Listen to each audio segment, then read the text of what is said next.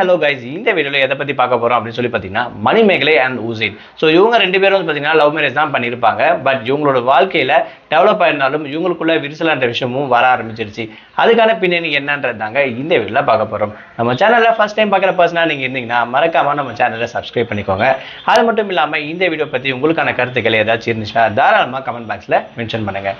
அதாவது love marriage பண்ணி கல்யாணம் பண்ண கப்புள்ஸில் இவங்களும் ரொம்பவே பழைய ஓல்டு கப்புள்ஸ் அப்படின்னு சொல்லலாம். அதாவது 2017 ரிஜிஸ்டர் மேரேஜ் பண்ணியிருப்பாங்க. இவங்களோட லவ்க்குள்ள என்ன ப்ராப்ளம் அப்படின்ற விஷயம் பல பேருக்கு தெரிஞ்சிருக்கும். ஏன்னா மணிமேகலை வந்து பார்த்தீங்கன்னா இந்து, உசேன் வந்து முஸ்லீம். ஸோ இவங்களுக்கு ரிலீஜியன் ப்ராப்ளம் இருந்துச்சு. இவங்க வீட்டெல்லாம் எதிர்த்து தான் கல்யாணம் பண்ணிக்கிட்டாங்க அப்படின்ற விஷயம் சொல்லியிருப்பாங்க.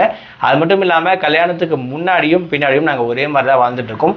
ஆரம்ப காலகட்டத்தில் வந்து பார்த்தீங்கன்னா நாங்கள் ரொம்பவே ஸ்ட்ரகிளாக ஃபினான்ஷியலாகவும் வீட்டு விஷயத்திலும் ரொம்பவே கஷ்டப்பட்டுட்டு இருந்தோம். அது மட்டும் இல்லாமல் என்ன வந்து பார்த்தீங்கன்னா கன்வெர்ட் ஆக சொன்னாங்க. உசேன் வந்து முஸ்லீம்ன்றதால என்னையும் கன்வெர்ட் ஆக சொன்னாங்க அப்படின்னு சொல்லிட்டு மணிமேகலை சொல்லியிருப்பாங்க. இருந்தாலும் நான் அப்படிலாம் பண்ண மாட்டேன் அப்படின்னு சொல்லிட்டு இன்ன வரைக்கும் பார்த்தீங்கன்னா அவர் முஸ்லீமாகவும் இவங்க ஹிந்துவாக தான் வாழ்ந்துட்டு நல்லா பீஸ்ஃபுல்லாக வந்து பார்த்தீங்கன்னா ரன் பண்ணிட்டு போயிட்டு இருந்தாங்க அந்த விஷயம் பல பேருக்கு சொல்லியிருப்பாங்க.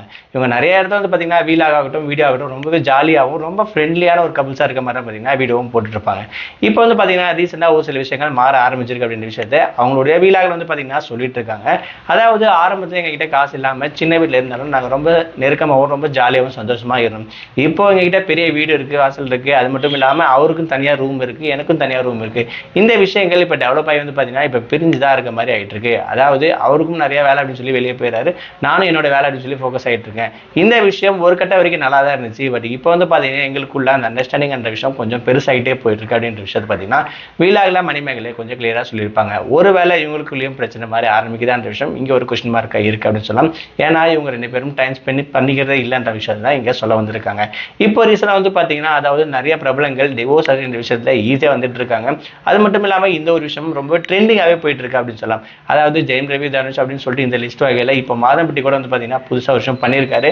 அந்த வகையில் எங்கள் மணிமேகலுக்கும் இந்த மாதிரி ஒரு ரீசனில் கொண்டு போயிடுமா அப்படின்ற விஷயம் ஃபேஷனான மாதிரி போயிட்டு இருக்கு அப்படின்னு சொல்லலாம். செலிபிரிட்டிஸ் மத்தியில் இந்த மாதிரி விஷயங்களும் ரொம்ப அதிகமாக ஆகிட்டு இருக்கு அப்படின்னு சொல்லலாம்.